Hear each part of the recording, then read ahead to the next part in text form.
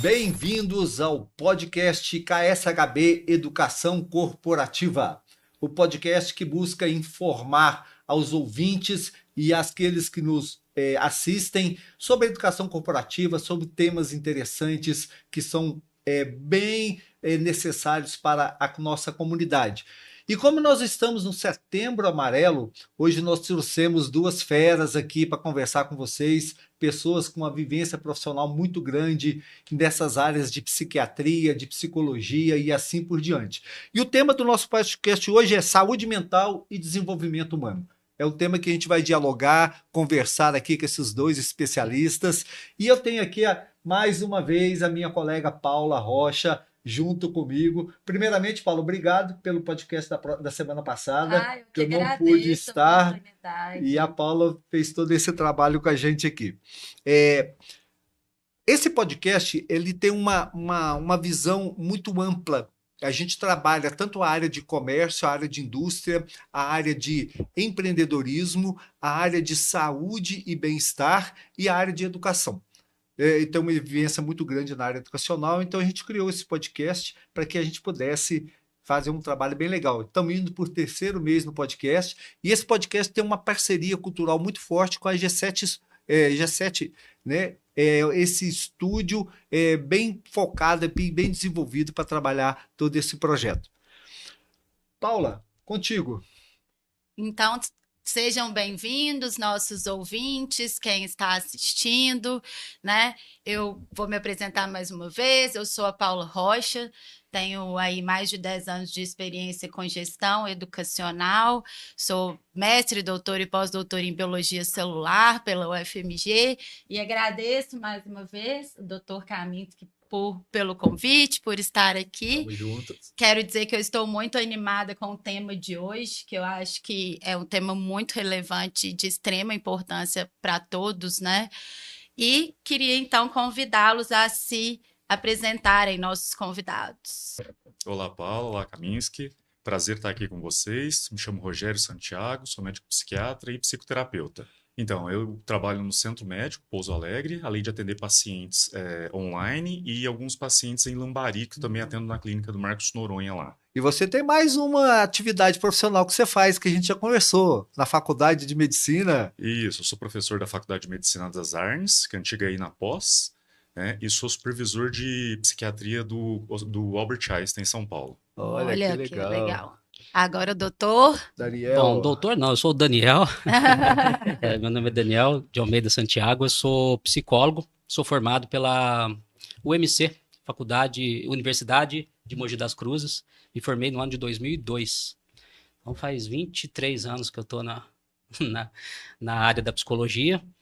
Na área clínica, eu devo estar uns 18, 19 anos mais ou menos atuando. E eu também, a gente trabalha lá no Centro Médico, trabalhamos juntos lá.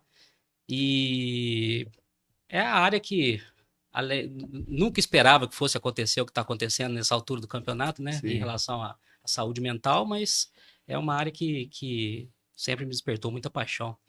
O comportamento humano é uma coisa que faz muita diferença. Né? Nunca deixa de surpreender, né? Comportamento humano. E a gente nunca para de conhecer, né? De se surpreender. Exatamente. O mundo está muito, né? Mudando muito rápido, né? E a gente tem essas mudanças imediatas, a gente tem essas mídias sociais que as pessoas hoje estão muito dentro delas, e aí vocês como psiquiatra e psicólogo, imagino que está na cabeça desse pessoal que vocês atendem, né? De entender todas essas possibilidades. Paula, contigo, a primeira pergunta, a gente vai fazer algumas perguntas para vocês, trocar uma ideia, e vocês podem, a gente vai fazer um bate-bola aqui bem interessante para vocês estarem respondendo. Pessoal, então, o ambiente corporativo, ele tem gerado nos seus funcionários altos índices de estresse, burnout, né? A gente sabe aí de um adoecimento mesmo da classe trabalhadora. Eu queria saber de vocês, como profissionais na área, como que dentro da educação corporativa, do trabalho de vocês dentro dessas empresas, vocês podem atuar aí a fim de prevenir ou de mitigar mesmo esses casos de estresse e burnout que a gente vê. Fica à vontade. Bom, eu a gente, o que eu estava dizendo, a gente olhando o comportamento humano, o ser humano ele foi sendo moldado, né? Desde lá de trás, desde sempre. Então, passou pela Revolução Industrial, foi todo aquele movimento, né? Acabou que o burnout ele surgiu de um movimento que o ser humano perdeu os limites, né? Ele começou a atuar como máquina, como robô, né? Como se não tivesse limite, como se fosse perfeito, e aí gerou todo esse problema aí, né? Uma sobrecarga, uma contramão, digamos assim, da natureza humana. Exato, isso que eu ia comentar sobre a natureza humana, né? Que eu sou bióloga, então não tem como eu não ter esse olhar biológico, né? Nós somos animais, caçadores, coletores, né? Milhares e bilhões de anos aí de evolução, e a gente quer acelerar isso, né, de uma forma que faz com que a nossa fisiologia, a nossa biologia não responda, né, da mesma forma. A natureza humana diz pra gente que a gente é imperfeito e limitado, né? Exato. Ninguém consegue dar conta de tudo e não errar. Aliás, o senhor que está na área da educação, qual o processo de aprendizagem que não existe erro? Isso mesmo. O processo de aprendizagem é algo muito interessante, porque você parte de algo para chegar em alguma coisa, né? No bom sentido, né?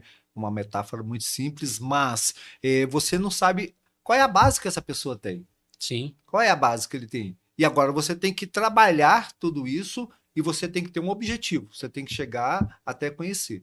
Mas é uma coisa assim muito interessante, né? O desenvolvimento humano é algo que a gente tem quantos milhões de anos, né? Que nós estamos trabalhando isso e vendo isso e não sabemos onde vai chegar agora, né? Mas assim, gente, pensando que isso é um fato, né? Que as empresas, as corporações, até o que a gente vê mesmo da mídia social, acaba gerando uma pressão a qual a gente tem dificuldade de se adaptar. Como que vocês, profissionais, como que a área de vocês pode ajudar aí esse pessoal? Então, né, as pessoas chegam, geralmente quando procuram um psiquiatra, elas já chegam numa situação bem difícil, né? Esgotadas, geralmente, né, o quadro de burnout já se instalou. E às vezes o que passa pela cabeça né, o que essas empresas elas pretendem, né? Porque eles não estão percebendo. E aí o paciente às vezes sai, faz o seu afastamento, se cuida, quando volta, 2 semanas depois está doente de novo. E às vezes tem que mudar de empresa, geralmente, né? Porque parece que tem uma falta de percepção nesse sentido mesmo, né? Do que seria. Tem empresas, inclusive, que instituem isso, né, como a Google. A gente vê que a qualidade, né, da rotina do profissional faz com que ele seja mais produtivo. E a gente não vê isso acontecer aqui no Brasil, né? Ou em alguns ramos especificamente, né, bancos, por exemplo.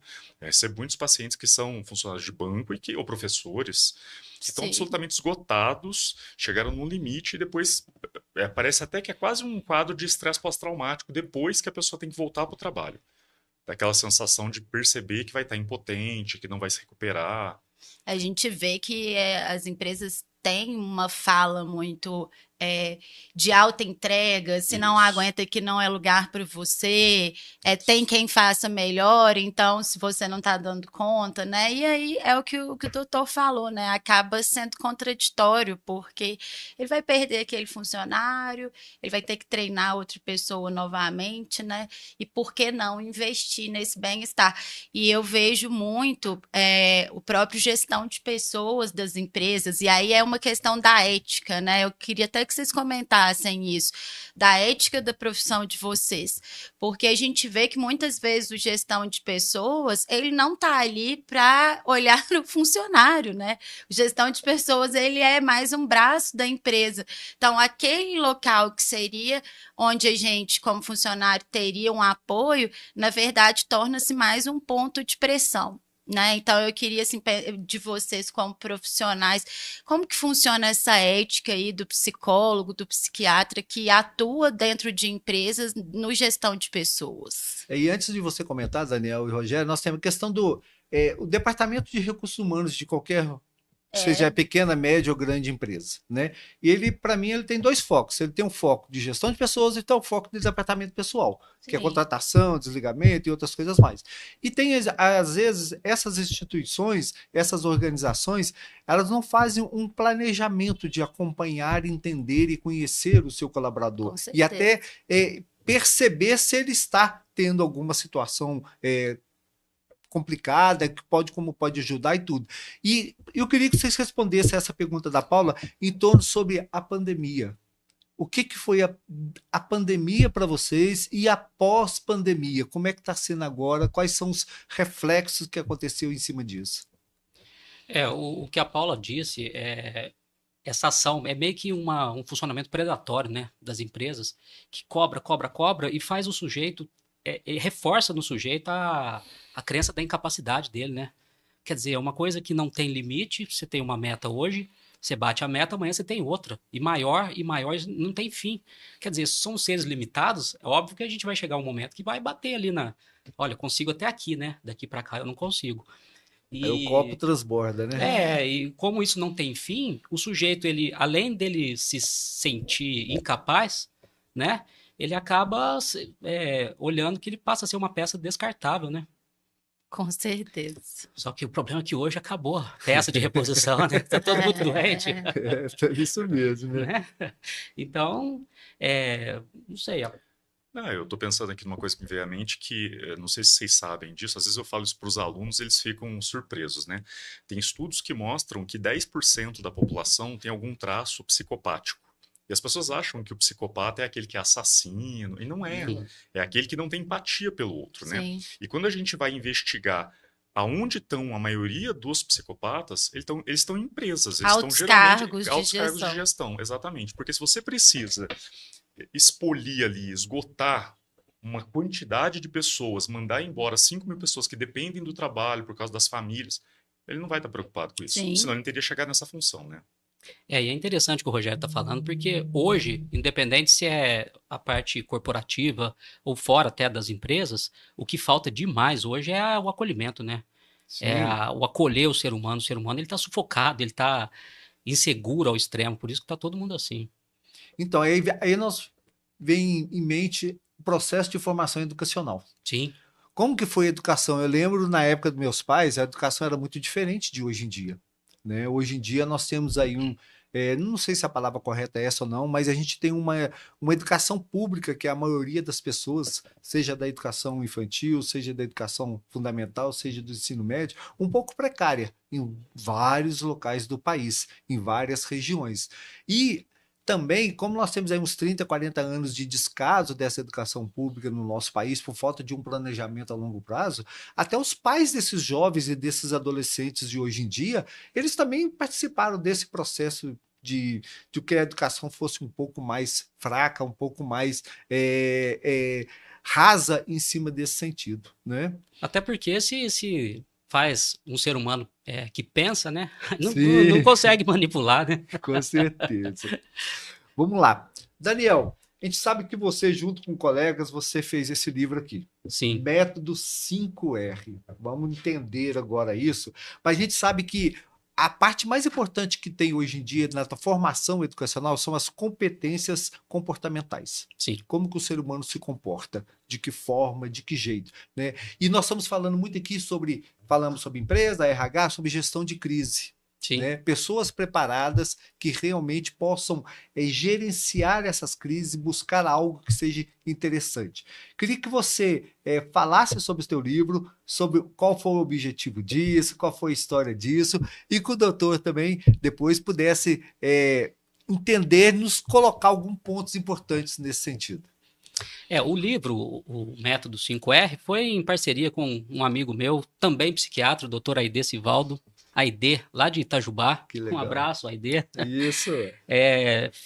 A gente costuma brincar que quando junta dois loucos, sai loucura, né? Então, o livro foi o resultado de uma loucura. Qual que foi a ideia do livro? A gente condensou, vamos dizer assim, algumas teorias, né? A parte da psiquiatria, algumas teorias psicológicas, fez uma junção no que a gente chamou de 5 R's, que nada mais é uma organização em R's de um processo terapêutico. O que são esses 5 R's? Reconhecer é o primeiro R. Olha o que nós estamos falando. Sem esse, os outros 4 não existem. Sim. Então, é o reconhecer, o refletir, que é outra coisa que o ser humano também, ele entrou no modo automático e Exato. foi embora, né? É uma forma da gente olhar para si mesmo. reaprender, quebrar alguns paradigmas, Olha aí, ó, Esse livro educação é pra mim. continuada, ó, que nós estamos trabalhando. o reinventar, né? Eu reaprendo e vou começar a trabalhar um novo modo operandi, vamos dizer assim. E, entre aspas, o reexistir. Olha só, Renascer, Renascer, exatamente. são atitudes comportamentais. Sim. Atitudes de você trabalhar nesse sentido. O mais difícil hoje é fazer o ser humano reconhecer, né? Sim, As sem sombra de pessoas dúvida. hoje, ninguém quer assumir Às vezes responsabilidade ela de nada. nem sabe quem ela é, né? Não, Porque tá essa é a vivendo- pergunta que ninguém responde. É porque tá vivendo Quem é no modo você? automático, né? Isso Sim. aí, quando a gente se vê, passaram anos da nossa vida e a gente viveu no modo automático e não conseguiu literalmente reconhecer quem você é, o que você quer, onde você está. É um processo difícil, mas ele tem que acontecer, né? Sim, e é uma coisa que nesse processo automático, que a gente brinca a manada, né? O ser humano Efeito transformou na manada. O que some de cara é o questionamento. Como é que a gente vive num mundo igual o de hoje, com tanta transformação rápida acontecendo, né, Rogério? Que não tem questionamento, simplesmente vai. Essas relações humanas, hoje em dia, são algo que a gente tem que pensar com muita calma, né? Às vezes as pessoas, hoje em dia, se expõem muito nas redes sociais Sim, e não conseguem fazer o processo de convivência com pessoas realmente cara a cara, olho a olho, nesse sentido. de verdade, né? De verdade. Porque parece que ali dentro só tem sucesso, tudo que não Sim. existe ali, né? Doutor Rogério, e aí? Eu estava pensando aqui, eu também sou terapeuta, assim como o Daniel, né? Só que eu trabalho nas linhas psicodinâmicas, que são as que levam em consideração o inconsciente, né? Vindo da psicanálise, mas depois indo para o lado do Jung, né? Uhum. E outro dia eu estava discutindo com um paciente exatamente isso. Vai passar por isso que o Daniel falou, né? Porque as terapias, de maneira geral, só fazendo um adendo, né? Todas as terapias, todas não, porque aí eu sou, né? Porque tem muita coisa de pilantragem, mas todas as terapias com bons terapeutas funcionam, seja TCC, seja junguiana, seja psicanálise, lacaniana, E bioniana. não existe uma linha que dê conta de tudo, né? Na verdade, é uma Exato. soma. Né? São pontos diferentes de vista Que chegam no mesmo lugar. Que a gente tenta chegar no mesmo lugar. E eu estava pensando exatamente no processo que outro dia eu estava discutindo com um paciente sobre essa transição que existe, né? Então, a gente passa grande parte da nossa vida repetindo padrões em tudo. Você não percebe esses padrões, sejam as relações que você estabelece, a profissão que você escolheu, coisas que você faz no seu dia a dia ali, minuciosas, que você não se dá conta que são padrões de repetição. A pessoa, quando entra na terapia, o primeiro passo nosso é fazer com que a pessoa comece a perceber os padrões, né? Depois é que esses padrões possam ser modificados intencionalmente. Esse fato que é difícil, né? Então, antes você vive sem perceber nada, depois você percebe. Depois é um processo longo para tentar mudar esses padrões que são automáticos, e isso vai acontecer ali na lida com o terapeuta, e depois ele vai extrapolar isso para a vida externa, né? E, por fim, aquele padrão que foi modificado vira um novo hábito. E a pessoa já não precisa pensar para fazer aquilo.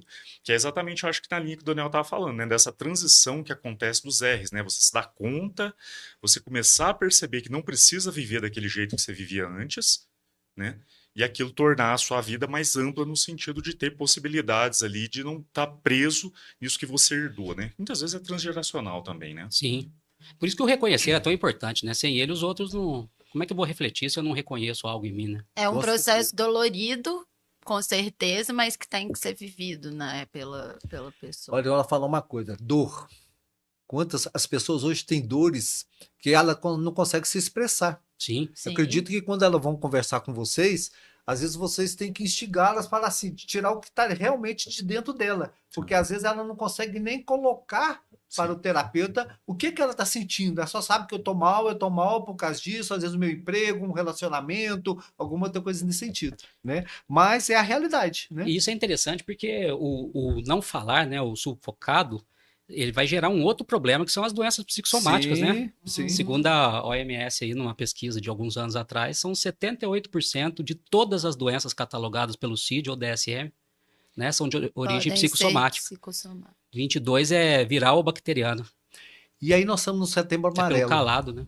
né? Principalmente, né, doutor Rogério, essa questão do suicídio, é algo que a gente se preocupa muito, porque Sim. o estresse, dependendo do nível dele, a pessoa pode ser levada para tomar uma atitude totalmente drástica, Sim. né?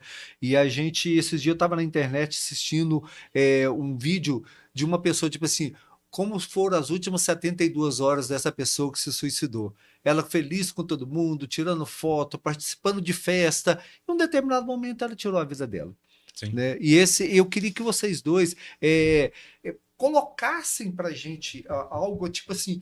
Quais são os cuidados, quais são a visão que nós precisamos ter, seja familiares, seja educadores, seja líderes dentro das organizações?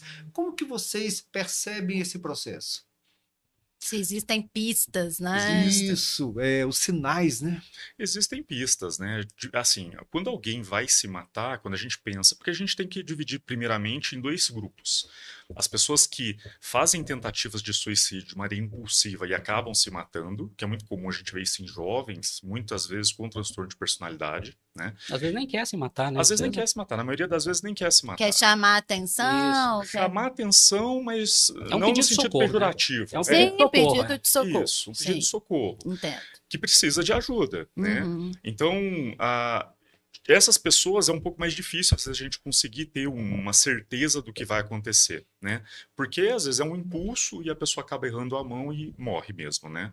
Mas as pessoas que têm esse planejamento, que têm um desejo de morrer, existem estudos que mostram que elas passam antes no médico, elas dão vários e vários sinais que vão passando despercebidos, que as pessoas não se dão conta, né? Às vezes por uma falta de questão empática mesmo, né? De não conseguir estar olhando pelo outro, para o outro, Se colocar no lugar do colocar no outro, lugar né? do outro, né? Exato. Inclusive, tem um livro que é O Foco, do Daniel Kahneman, que ele vai falar sobre a dificuldade de as pessoas desenvolverem essa habilidade de captar empaticamente o que o outro está falando com o corpo. E hoje, com as redes sociais, a gente vê que tem um prejuízo muito grande das crianças e adolescentes, porque eles já não estão conseguindo ter essa capacidade de olhar para o outro e falar: opa, acho que tem alguma coisa aqui que Uhum. não está sendo falada, mas que acho que é importante eu chegar e poder estar junto, né? Então, assim. Claro que isso vai variar de acordo com a idade, né? Crianças vão manifestar de uma forma, adultos de outra forma, mas os sinais sempre aparecem, né? E esse comercial que você está falando é de uma moça, né? Sim, E sim. eu cheguei a ver, ele tem um que é muito bom também, que são dois colegas que sempre vão assistir um jogo de futebol, já são homens um pouco mais velhos, não sei se vocês chegaram a ver esse. Não, esse Não. não. Eles vão e sempre tem um que tá meio cabisbaixo. Ele tá cabisbaixo e o outro tá lá comemorando e tenta animar ele e tal, e mostra ele em vários e vários jogos juntos. E um dia chega só o cara que tá cabisbaixo, né? E coloca você já viu esse, né? Já. E coloca como se fosse cachecol do amigo pendurado na cadeira, e é o amigo que era o amigo alegre, Uhum. né? E É. vai falar que nem sempre é fácil a gente conseguir perceber quando alguém tá precisando de ajuda. O livro ele fala disso, os mecanismos de defesa, né? Ah, aquele bom. Quer dizer, aquele que é cabisbaixo, às vezes é porque é tímido, às vezes porque tá de saco cheio mesmo, assim, não, ele tem depressão e tal. Mas aquele que fala muito, aquele que é o extrovertido, que ele se encaixa mais no modelo social atual, né? Às vezes ele tá escondendo, né, um vazio enorme ali e não deixa ninguém ver, né? Sim. A pessoa que realmente ela quer se matar, raramente ela vai deixar isso aparecer. É. Ela não quer que ninguém, como se ninguém para atrapalhar o plano dela, né? Agora a Paula vai perguntar para vocês, vai trocar uma ideia sobre cultura organizacional e engajamento, né? E vamos ver a visão de vocês em cima disso, porque tudo isso que nós estamos falando acontece dentro de uma comunidade, seja uma comunidade de trabalho, uma comunidade familiar, uma comunidade religiosa e assim por diante, né? É onde que as pessoas estão, onde as pessoas estão, né? Igual você falou, foi num jogo de futebol, uma coisa super agradável. Fala, esse cara é muito feliz, esse cara isso, aquilo, mas é ele que estava com problema e não o outro, né, Sim. Paulo? Exatamente. Então, nós vemos que as empresas, né, possuem culturas muito fortes, algumas empresas possuem culturas muito fortes, e essas culturas elas são utilizadas a fim de fazer com que o funcionário sempre entregue seu máximo e que você se imbuia ali daquela cultura a ponto de não se reconhecer mais, né? Você é parte daquela cultura e você não se reconhece mais como ser pensante. Você pensa como a empresa quer que você pense. A gente vê essa cultura muito forte. Vestir a camisa da empresa. Exato, exato. É visão de dono. Essa da visão de dono eu acho assim muito forte, porque você não é o dono de verdade, né? Mas a empresa quer que você tenha uma visão de dono a fim de que você se entregue, trabalhe de forma incansável, incessante, mas na hora que você não se encaixa mais ali, você não é mais... Exato. Né? Porém, gente, o que eu penso é o seguinte... eu queria da visão de vocês o seguinte, a empresa pode mudar isso? Que tipo de cultura que a empresa pode estabelecer que seja uma cultura que seja saudável, né? Como vocês profissionais veem essa forma de ter uma cultura mais saudável para o funcionário? Eu estava vindo com o Rogério agora, a gente estava vindo para cá, e eu estava comentando com ele, tem algumas coisas que a gente ouve dentro do consultório que são pérolas, né?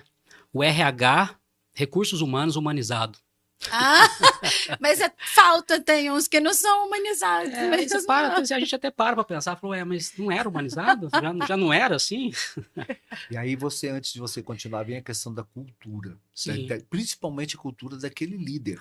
Sim, da organização, nesse Sim. sentido, né? Porque às vezes as pessoas têm uma cultura fora da empresa e aplicam uma outra dentro da empresa. Lógico. Né? Então isso é uma situação de questão de valores. Sim. Com certeza. Valores pessoais e valores organizacionais, né? Nesse sentido. Então cai naquilo que a gente estava falando. Se você não tem empatia, um líder que não tem empatia, ele não é um líder. Ele se torna um chefe, faz o que eu estou mandando e pronto, né? Então, um líder não. O líder, ele consegue sentir a equipe, ele consegue ver a necessidade de cada membro ali da equipe, acolhe e vamos fazer, né? Vamos trabalhar juntos. É uma equipe inteira, né? Trabalhando em prol de alguma coisa, mas com a recíproca também que vem lá de cima. As empresas talvez precisem entender que o fato de ter uma cultura mais humanizada, né? É até ruim falar isso, porque somos humanos, as relações deveriam ser, né? Vai gerar também bons resultados, talvez melhores do que, né? Com certeza melhores do que uma cultura esmagadora, né? Então, talvez ter uma consultoria de profissionais na área, né? Esses líderes também precisam ser treinados, formados, né? O que você acha disso, doutor? A gente estava conversando, dando sequência aqui à questão humanizada, né, que o Daniel falou. A gente estava conversando sobre isso, né? Porque a partir do ano que vem, né, as empresas terão que ter, né, uma retaguarda relacionada à parte de saúde mental, né? E eu e o Daniel, a gente estava conversando sobre a possibilidade da gente conseguir oferecer isso para as empresas. Isso. Conversar e montar, às vezes, algum tipo de programa ou curso que faça com que esse funcionário possa ser visto de uma maneira mais humana, não só, vamos dizer, pela questão humana do funcionário em si, mas porque a empresa ganha com isso. Sim. Ganha com um funcionário contente, com um funcionário que se sente reconhecido e que está com a saúde mental em dia. Né? Então, um dos projetos nossos para o ano que vem também é poder ter esse tipo de trabalho que ofereça isso às empresas. E até a preocupação grande que surgiu da nova reformulação da NR1, né? Isso. Das normas que você vai ter, que as empresas vão ter que implantar. Sim. E aí entra na continuidade daquilo que eu também queria falar com vocês. Você falou algo que é aquilo que sempre está no pensamento, principalmente da KSHB Educação Corporativa. Como profissionais podem ajudar organizações e pessoas para o desenvolvimento tanto da organização como da pessoa onde ela está. Porque nós temos a questão dessa saúde mental. Né? Como que está a saúde mental dos seus colaboradores? E aí, como você falou, vocês dois estão pensando num projeto a médio prazo, né? A curto prazo e assim por diante, as organizações investem na formação de seus líderes, investem na formação dos seus colaboradores de acordo com os setores. Às vezes, eles acham que algum curso, alguma outra coisa é gasto e não investimento. Seria o famoso ROI. Qual que é o retorno do investimento necessário? Já pensou organizações grandes que possam ter em um determinado momento um departamento profissionais, seja psiquiatra, seja psicólogo, Exato. para estar atendendo o líder e falar assim, opa, peraí, Kaminski, você está precisando, ele passa lá no doutor Daniel, lá, bate um papo com ele lá. Eu acredito que isso poderia ser algo muito interessante, porque você tirar uma pessoa para ir para um lugar fazer um curso, às vezes vai ter 1001 empecilhos, horário de trabalho, ou outra coisa, vai deixar de estar com mais tempo na minha família para falar. Então, eu acredito sim muito nisso, desse trabalho em company, esse trabalho dentro das organizações. Isso em grandes, médias e grandes empresas. E pequenas empresas, sim, um trabalho com associações de classe, alguma coisa que seja interessante. Acho que é um projeto fantástico de vocês dois, eu acho que é algo assim, bem interessante mesmo, né? De ser trabalhado e levantar isso. Queria que vocês falasse para mim e para a Paula aqui o que vocês acham, qual que é essa proposta de vocês, o que vocês estão pensando, por que vocês pensaram isso e como que vocês acreditam que realmente vai agregar valor para a organização e principalmente para as pessoas. Então, uma coisa que veio à mente inicialmente foi lembrar que em muitas universidades, eu sei que não é o mesmo nicho, mas assim, extrapolando a ideia, em muitas universidades maiores, né, a gente tem a oportunidade de ter um serviço parecido com esse para os alunos. Sim. O famoso né? NAP. O NAP, todas têm hoje em dia. Então, os alunos têm, por exemplo, eu fiz faculdade de medicina na USP lá em São Paulo, né? Todos os alunos, quando entravam na faculdade de medicina, a gente tinha que passar por um tipo de escuta inicial de uma instituição que era o Grapal na época, né? Por quê? Porque aquilo era uma maneira de fazer um certo refinamento e captar algo que às vezes passava sem os outros estar percebendo, os colegas, os professores. Então, de tempos em tempos, os alunos passavam, tinha uma escuta com um terapeuta e tal, e isso ajudava muita gente a resolver problemas que poderiam evoluir para um quadro mais grave, né? Então, essa ideia da gente conseguir transpor isso, por exemplo, para o ambiente empresarial, a gente começou a perceber pela demanda muito grande dos pacientes que chegam esgotados para a gente no dia a dia, né, em burnout. Para não chegar nesse ponto, ter essa oportunidade de ter um espaço ali acolhedor, coletivo, né, mas que seja acolhedor, para que essas pessoas possam, claro, se as empresas estiverem dispostas a isso. Exato, né? porque é a gente vê muito que de fachada, né? Sim. Porque está sendo obrigado, né? Não, comemora o Setembro Amarelo, faz faz dinâmicas, mas no dia a dia não é assim que funciona. Né? Exato. Um momento e depois para, né? É uma coisa que tem que ser anual, né? E nem de ser só focada, né? De ser superficial. Exato. Isso. É o não olhar, né, para o ser humano, para ver as necessidades. Até porque ele está ali dentro, ele não é só o colaborador, ele é o pai, ele é o filho, ele é o amigo, ele tem a vida lá fora, que também não é uma vida. Não tem nada de diferente da pressão de dentro ou de fora da empresa. E em cima do que o doutor Rogério falou, tem uma situação, tipo assim, eu fui diretor e reitor de várias faculdades. Uhum. Na última faculdade, principalmente, que eu estava, na Bahia, nós criamos um departamento, chamava Departamento NAP, de atendimento psicossocial, né, psicopedagógico nesse sentido, só que ele não funcionava exclusivamente no período de aula, ele funcionava os 12 meses do ano. E qual que era a maior parceria que a gente tinha com o educador, com o professor em sala de aula? O professor em sala de aula percebia que o aluno X tinha alguma situação, falava assim, vai lá e bate um papo com esse pessoal. E fazia um diagnóstico. Às vezes, em termos de desenvolvimento cognitivo, teve falta de relacionamento com o grupo, com a turma. E aconteceu muito também da gente ter alguns alunos com traços de autismo. Sim. Não muito grau, muito alto, nem nada. E essa importância que a Paula falou, nós não podemos simplesmente fazer algo de fachada. Hoje em dia, a gente tem muito nas internets a questão mercadológica. Né? Você só vê a questão mercadológica. Professor doutor Rogério e professor doutor Daniel. Qual é a vivência bem real que vocês estão hoje em dia dentro desse processo? Vocês têm conhecimento de alguma organização, de alguma empresa, de alguma instituição de ensino que faça isso, pense realmente nessa necessidade? É raro, hein? É raro. É raro. Eu particularmente, não tive a sorte de trabalhar em uma dessas ainda, não. A Paula tem uma dor. Com certeza. Hoje, o que eu vejo é uma coisa interessante que está acontecendo. O próprio consultório, não sei lá com o Rogério, mas ele mudou muito, né? Após pandemia, você tinha falado da pandemia. A pandemia colocou o ser humano numa situação que é totalmente contrária à natureza dele, né? Cerceou todo mundo, nós somos seres sociais, Sim. né? E aí, quando cerceou todo mundo teve que olhar para si mesmo, não teve jeito. E foi outra, vamos dizer assim, outra quebra, outra rachadura ali.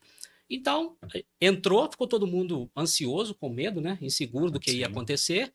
Juntou que teve que olhar para si mesmo, assumir responsabilidades, descobriu que muitas vezes não conhecia quem estava ali do lado dele. Foi uma série de rupturas aí que, quando terminou, as pessoas voltaram, mas voltaram muito diferente do que como elas entraram, mais vulneráveis, né? Talvez. Sim. Então, acho que aconteceu tudo isso e hoje é interessante isso, porque assim, a gente aprende a ler nas instituições, a gente aprende a escrever, a gente aprende a andar, a gente aprende a falar, ninguém aprende a ouvir. Não existe tirando a psicologia, o curso de psicologia, que as pessoas, o ser humano, ele não tem o hábito de escutar o outro. Ouvir é uma coisa, escutar é outra, né? O escutar hoje não tem. Que legal, você falou uma coisa. Eu tenho uma palestra que eu já ministrei, você ouve ou você escuta o teu cliente? Exatamente. Dependendo da sua resposta, você poderá ter um sucesso ou não. Sim. Né? Porque estou ouvindo a pessoa falar isso, passar essa informação, mas será que eu estou focado, escutando realmente aquela pessoa? E o caso de vocês é muito isso, escutar a pessoa. Às vezes vocês falam muito menos do que a pessoa que está lá, vocês provocam que a pessoa possa falar cada vez mais nesse sentido. O escutar é mais no sentido de perceber a necessidade da pessoa, né? O que ela está trazendo ali. É interessante a gente ver algumas coisas assim. Por que você faz terapia? Eu faço terapia para lidar com aquele que não faz. Né? Ou isso mesmo. O que eu vim fazer aqui na terapia? Poxa, você veio escutar aquilo que você está dizendo. Com certeza. Não é? O trabalho nosso assim é formular aquilo, organizar e mostrar. É isso? Faz sentido? Né? Dentro do processo terapêutico não entra a nossa opinião, não entra. A gente trabalha com o que a pessoa traz, né?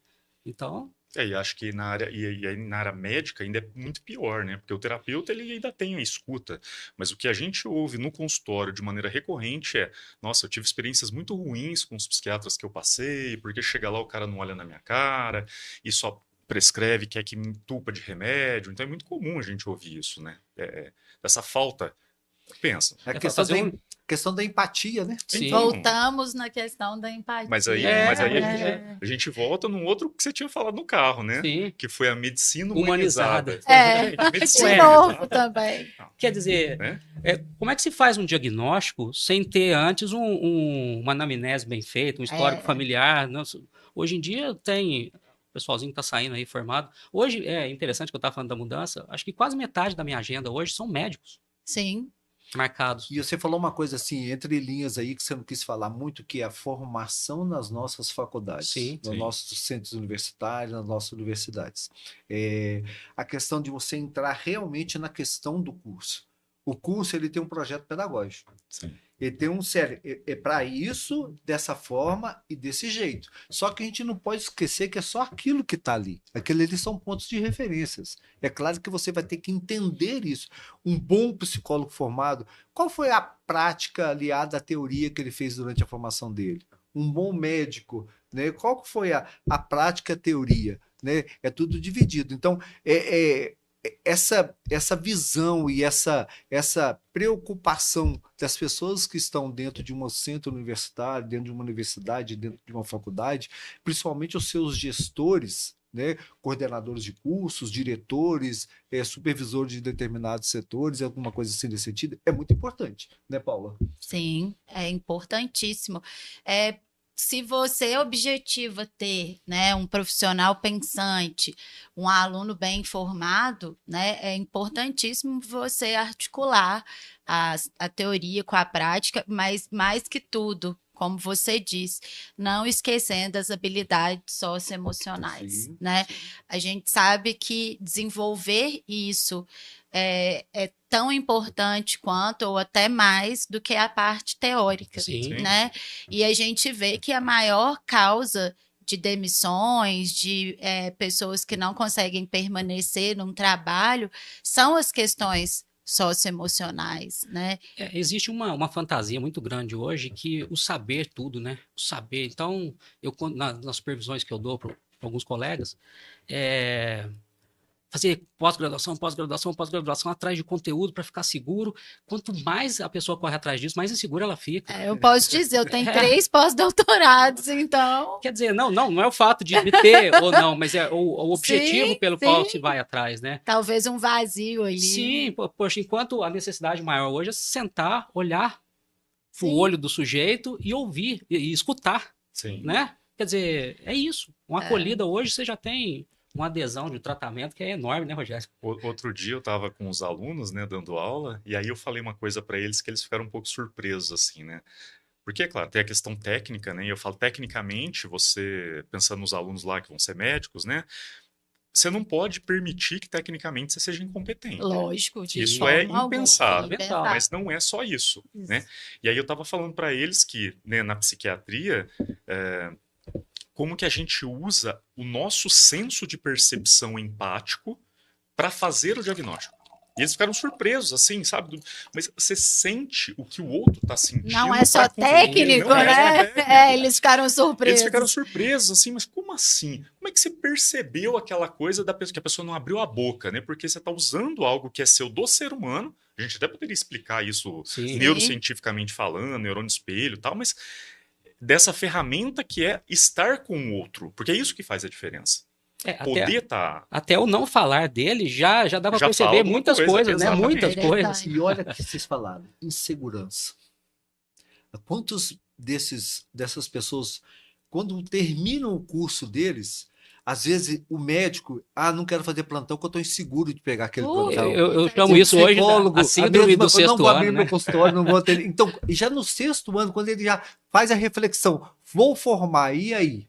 Olha a importância do processo educacional, a importância da prática aliada à teoria. Exato. Eu acredito que esses cursos na área da saúde, realmente a prática ela tem que ser um carro-chefe muito grande, muito forte, né, Paulo? Porque sem isso, como que o professor Rogério, como que o professor Daniel vai estimular este aluno para que ele possa realmente falar assim, você entreguei o teu diploma, você está apto, vai em frente. Se precisar de algum apoio, volta aqui para fazer análise comigo, e assim por diante, nesse sentido. Nesse sentido, a gente vê que o MEC tem sido muito assertivo nas últimas resoluções, né? Trazendo com que a carga horária seja efetivamente aplicada em sala de aula, presencial, com o professor. Porque, estágios, estágios, porque isso que ficou muito nebuloso, né? O que era presencial ou não ficou muito nebuloso. Então, muitas instituições se usavam disso para validar atividades digitais como presenciais, né? E isso, a gente vê que o MEC percebeu isso com a baixa qualidade dos profissionais que estavam sendo formados. E isso é uma das heranças da pandemia, né? Eu faço alguns atendimentos, muitos, remotos. Quer dizer, eu brinco que tem terça-feira que um horário eu tô em Barcelona, o outro eu tô em Berlim, são os pacientes que eu tenho, eu faço uma viagem mundial sem sair do meu sofá, né? Você atende online? Online. Então, assim, a gente tem um modelo diferente, não tem como se adaptar a isso. Mas é um modelo que, ainda mais agora com a inteligência artificial, né, que é meio que uma tentativa de substituição da relação humana, né? Isso é uma coisa que não vai acontecer nunca, né? Isso quando a gente pensa no aluno, né? A gente não pode deixar de que ele tenha a chance e que ele possa desenvolver essas relações humanas durante a graduação, né? Essas relações pessoais, reais, mesmo que depois ele vá trabalhar de uma forma mista ou até digital, mas isso faz parte da formação dele, né? O que a gente está falando aqui, talvez o podcast todo, né? Desenvolver a escuta, a empatia. Sim. E sai com erro conceitual, principalmente o pessoal da medicina, né? Que não pode errar. Não pode, o cirurgião vai errar, vai dar ruim, né? Mas não é bem assim. Não é bem assim. Porque a faculdade não se resume o aprendizado em 6 anos, é pro resto da vida. O resto da vida. Não é? Não, e a continuidade. O cara, para ser profissional, não é 6 anos, né? Às vezes ele Exatamente. tem que fazer mais 6, né? De acordo com a Sim, especialização. com a residência, Residência e outras coisas mais. E ele tem que fazer educação continuada, assim, participar de encontros, workshops, seminários e assim por diante. Não tem Congressos. Como, né? Congressos, não tem como fugir disso. Assim como na psicologia, Sim, a base é psicologia, psicanalítica, sim, né? sim, Aí sim. o aluno, ele forma É. e eu sou psicanalista, ele sai traduzindo tudo que vem na cabeça. Né? Interpretação selvagem. Né? A interpretação com conteúdo interno e vai devolvendo isso a rodo aí. Pessoal, pode falar. Eu só queria aproveitar um gancho para fazer uma crítica, posso? Claro. Você falou do MEC, né? Hoje a gente tem visto, infelizmente, uma quantidade muito grande de pós-graduações que tentam substituir a formação do especialista. Sim. E a gente A tem visto residência, isso, né? exatamente. A gente não tem uma quantidade de vagas de residência para todos os Sim. médicos que estão sendo formados, pela Infelizmente, quantidade né? infinita Sim. de faculdades de medicina que foram abertas. Sim. Né? E aí o que acontece? Muitos colegas querem fazer atalhos, querem pegar atalhos. Certo. Então, às vezes, a pessoa faz um curso de final de semana, paga um curso online de final de semana e se Intitula especialista. E já sai clinicando Exato. daquela área. Isso aqui em Pouso Alegre tem acontecido muito. Gente, Então, mas isso é um reflexo mundial, viu, gente? E eu que trabalho com educação tenho conhecimento nesse sentido. Mas, ao mesmo tempo, não deixando sem sombra de dúvida que a formação de uma residência é algo primordial. Mas nós temos hoje grandes instituições, e podemos falar aqui muito bem do Albert Einstein, Sim, que sim. tem uma faculdade de medicina muito avançada e está entrando nessas outras áreas. Inclusive na área da psiquiatria, né? E que a formação deles é 1 ano, 2 anos Sim. nessa pós-graduação. Alinhando teoria com a prática nesse sentido. Não é pura e Sim. simplesmente um cursinho de 20 horas, um cursinho de 40 horas, um cursinho de 80 horas, não. É uma pós-graduação mesmo, 300, 400 horas, uma prática durante 1 ano, 2 anos, tempo que a pessoa possa fazer. É isso que nós precisamos com um país tão grande como o nosso. A gente tem dificuldade, tipo assim, questão de residência. Até residências para psicologia que existem, Sim, né? sim. Nesse sentido. Nós somos uma região sul-sudeste muito rica, com muitas oportunidades. E quando você entra para o norte, para o nordeste, eu trabalhei no nordeste os últimos 7 anos, é difícil. Tem os grandes centros estão muito bem estruturados. O problema são os pequenos centros, nesse sentido, né? Infelizmente, nosso tempo está acabando. Mas não vão ter oportunidade de a gente trocar, vocês vão ser convidados novamente. Fiquem à vontade para se convidarem também, para a gente estar trabalhando nesse sentido, né? E a gente quer fazer uma coisa. Doutor Rogério, nós temos uma citação sobre talento dentro das organizações. E a gente trabalha em cima disso e também o doutor Daniel. É algo que é importante. Às vezes você tem dentro das organizações pessoas que são realmente pessoas que o líder olha e fala assim, isso aqui vai para frente, esse aqui vai trazer produtividade. Porque a organização, ela pensa em produtividade. Sim. Produzir mais, vender mais, ter mais ganhos. Sim. Que é coisa assim nesse sentido, né? Como o nosso tempo está acabando, eu queria que vocês pensassem muito bem nesse processo e que vocês agora pudessem realmente falar de vocês, fazer o pitch de vocês, novamente onde vocês atendem, como que vocês atendem, como que isso pode ser feito, dessa forma bem tranquila nesse sentido, né? Coloca o Instagram de vocês, ou outra rede social, ou algo desse tipo. Como que as pessoas podem encontrar vocês? E mandem uma mensagem também para essas empresas. Como essas empresas podem conversar com vocês? Como essas organizações, para que esse projeto que vocês estão pensando e idealizando realmente possa, porque ele vai realmente ajudar pessoas no seu desenvolvimento e que a gente seja uma coisa muito humana nesse sentido. Vou começar com o doutor Rogério. Primeiramente, vamos falar do presente, né? Sim. Então, as pessoas... Eu tenho um dia eu falei que eu tinha um canal no Instagram, alguém me falou assim, você tá desatualizado, cara, não é canal, não. Eu falei assim, tem uma conta lá, tem que falar que é uma conta, que eu crio vídeos, né, sobre conteúdos relacionados à psiquiatria e psicoterapia, para elucidação mesmo das pessoas que... Inicialmente eu era contra essa coisa de rede social, sabe? Eu achava que só pilantra fazia. Desculpe. Tem Mas muita aí gente eu boa. dei um de ler agora, né? Falei e depois pediu desculpa. Então, e uma amiga minha falou uma coisa para mim uma vez que foi assim: muitos profissionais muito ruins estão fazendo esse tipo de conteúdo. Então, se não tiver alguém bom que faça, as pessoas só vão ter acesso a esse tipo de conteúdo ruim. Sim. Né? E foi quando... Que foi a ideia do livro, inclusive, né? Foi a ideia do expandir, né? Tentar a gente tem muito restrito ali dentro. Sim. Então, para quem tiver interesse, né, o @rogeriosantiago.psi, PSI. Perfeito. E aí a gente tem lá vários cortes e várias coisas sobre várias áreas da psiquiatria, de curiosidade, são vídeos pequenos, mas que são para poder esclarecer. Atendo no centro médico, né? Também atendo online, então tem pacientes que moram em vários locais do Brasil, alguns fora do Brasil também, como terapeuta, né? Porque a gente consegue prescrever para quem está fora do Brasil. Como professor agora lá no ZARNS, né? E futuramente aí no projeto com meu amigo Daniel. É isso pra aí. Pra gente ver se a gente consegue melhorar aí a qualidade dos profissionais aí das empresas. Né? Doutor, qual é a paixão que te move? Olha, eu queria que as pessoas pudessem ter acesso ao cuidado. Ao cuidado. Relacionado à saúde mental também? A saúde mental, porque eu vou te dar um exemplo. A educação, inclusive, né? Por exemplo, eu atendo com os alunos no ambulatório, que é uma parceria entre a prefeitura e a faculdade. Sim, maravilhoso. Né? Eu centro de especialidades. Centro de especialidades. E a gente atende ali a população que vem do SUS, né?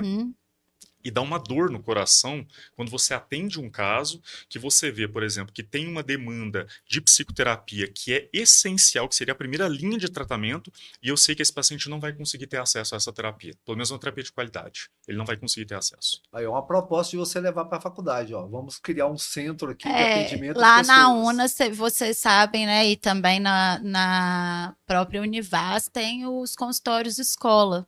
Né? Também é importante encaminhar para esse tipo de serviço, que é um serviço gratuito. Sim. Então, a gente pensou na possibilidade de fazer uma parceria. Importante. Tem que ver o quanto quem sabe a ZARNS não quer abrir psicologia daqui a um tempo, né? Então também pode. Eu acho que é um momento bom, né? Lá eu fui coordenadora lá da UNA 8 anos, né? E a psicologia, de uns anos para cá, sempre está nos cursos mais procurados. Doutor Daniel, professor Daniel, podemos falar assim, né? Porque fez um livro junto com colegas psicólogos. Como que as empresas podem realmente ter um olhar voltado para essa saúde mental? Né? Principalmente não só fazer ações no mês de setembro, mas fazer ações no ano todo nesse sentido.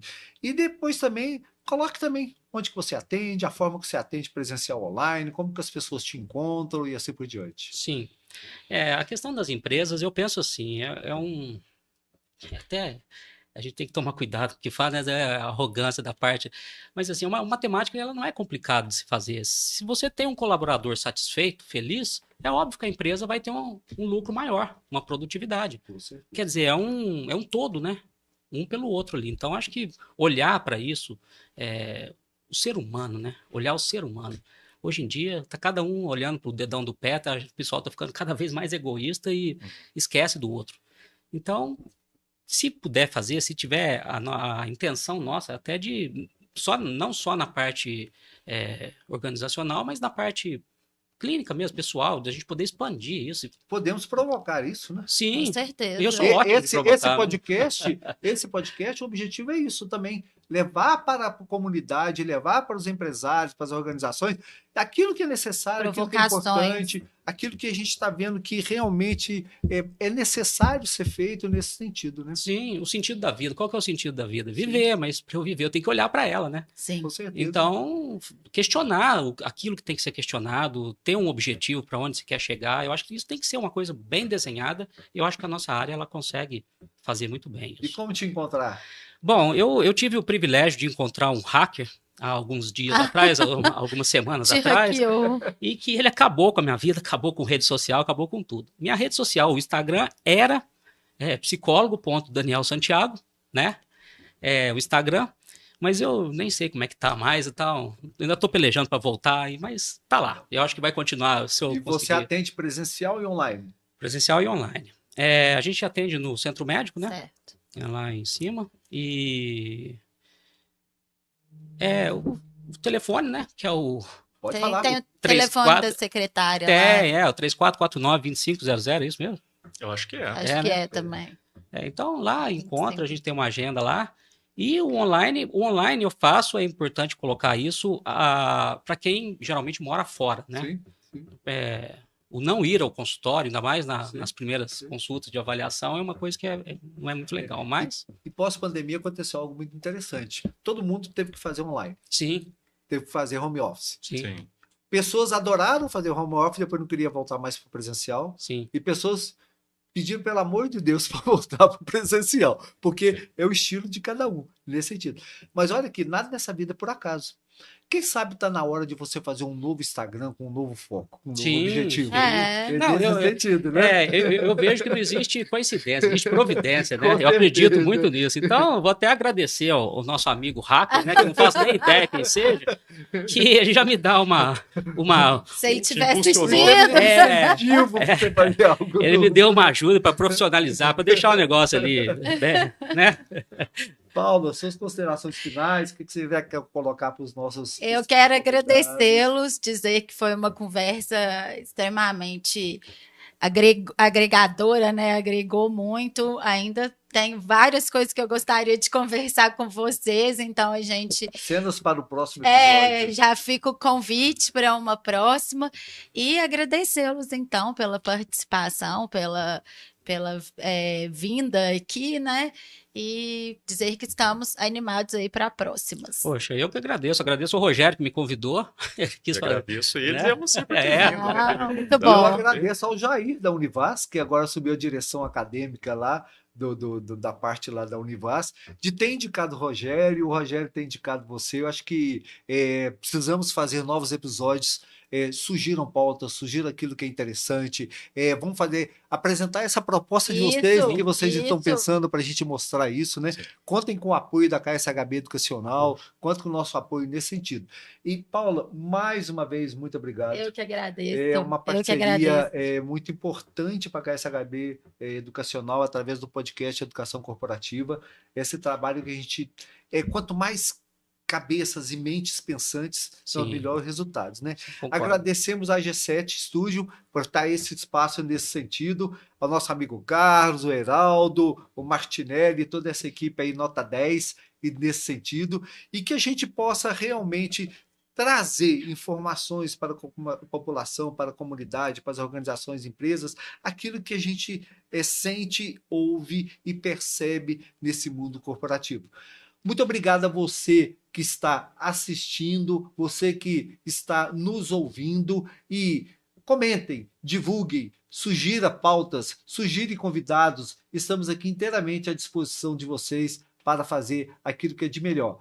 Cuidem-se de vocês. Nós estamos no Setembro Amarelo. Cuide daquele que está. Eu tenho uma frase para mim que é muito importante: cuidar de si, cuidar do outro, cuidar desse lugar. Eu tenho que estar bem primeiro. Se eu estiver bem, eu consigo fazer tudo.